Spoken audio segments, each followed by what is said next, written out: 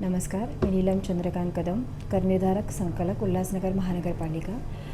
माननीय आयुक्त श्रीमती मनीषा आवळे मॅडम यांनी दिलेल्या निर्देशानुसार किंवा मार्गदर्शनाखाली जे थकबाकीदार आहेत त्यांच्यावरती कारवाईची बडगा हे केलेला आहे, चालू केलेला आहे। आपण वारंवार नागरिकांना आवाहन केलेलं आहे की थकबाकीदार तुमची जेवढी पण असेल थकबाकी तिथूनचा तुम्ही भरणा करावा आणि ज्या महानगरपालिकेतर्फे ज्या काही कारवाया होणार आहेत त्याला तुम्ही रोखू शकता किंवा टाळू शकता। परंतु इतक्या वेळेला आपण सजेशन्स देऊन पण किंवा सूचना देऊन पण बरेच काही नागरिक आहेत जे अजूनपर्यंत मालमत्ता कराचा भरणा करत नाहीत। त्या अनुषंगाने आपण मागील काही दिवसांपासून माननीय आयुक्त यांच्या मार्गदर्शनाखाली कारवाया चालू केलेल्या आहेत। त्या अनुषंगाने आज देखील मी बऱ्याच ठिकाणी आम्ही जाऊन मालमत्ता कर विभागामार्फत 4-5 ठिकाणी आपण सीलच्या काही कारवाया केलेल्या आहेत, सील केलेल्या आहेत प्रॉपर्टीज।